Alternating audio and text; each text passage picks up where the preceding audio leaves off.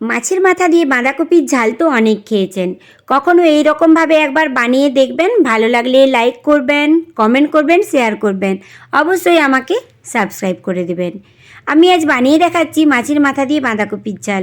বাড়িতে কোনো গেস্ট আসলে এই রকমভাবে বানিয়ে দেখবেন, খুব সুন্দর খেতে লাগে।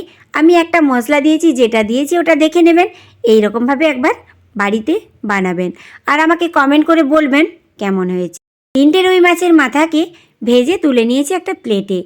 ওই তেলেই আমি দিয়েছি গোটা গরম মশলা, সামান্য একটু 5 ফোড়ন, একটা শুকনো লঙ্কা আর একটা পেঁয়াজ।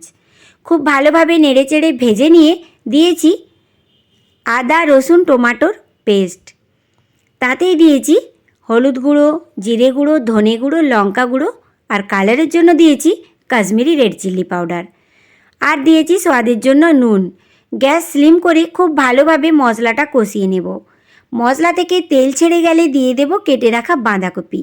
যেই বাঁধাকপিটা আমি আলু আর বাঁধাকপি কেটে ধুয়ে জল ঝরিয়ে রেখেছিলাম।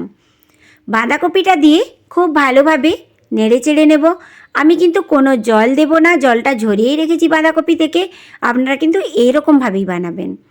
খুব ভালোভাবে নেড়ে চেড়ে নিয়ে একটা প্লেট চাপা দিয়ে রেখে দেবেন। জল না দিয়ে এটা কিন্তু গ্যাসটা স্লিম করে রাখবেন, এতেই সেদ্ধ হয়ে যাবে বাঁধাকপি। 70% যখন সেদ্ধ হয়ে যাবে, চাপা খুলে দিয়ে দেব মাছের মাথা। মাছের মাথাগুলো একটা হাতার সাহায্যে ভেঙে নেব।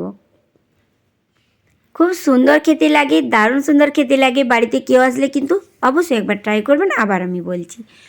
তো মাছের মাথাগুলো দিয়ে ভালোভাবে ভেঙে নেব মাছের মাথাগুলো, আবার নেড়েচেড়ে চাপা দিয়ে রেখে দেব 100% বয়েল হওয়ার জন্য। খুব সুন্দর বয়েল হয়ে গেলে, একটা মাখো মাখো ভাব চলে আসলে ঢাকনাটা খুলে আবার দিয়ে দেব চিকেন মশলা 1 চামচ। দেব সামান্য একটু গরম মশলার গুঁড়ো, দেব ধনেপাতা কুচি, কাঁচা লঙ্কা কুচি আর দেব সামান্য একটু চিনি। নেড়ে চেড়ে নিয়ে গরম গরম ভাতের সাথে বা রুটির সাথে সার্ভ করব মাছের মাথা দিয়ে বাঁধাকপির ঝাল। তো অবশ্যই বলবেন কেমন হয়েছে।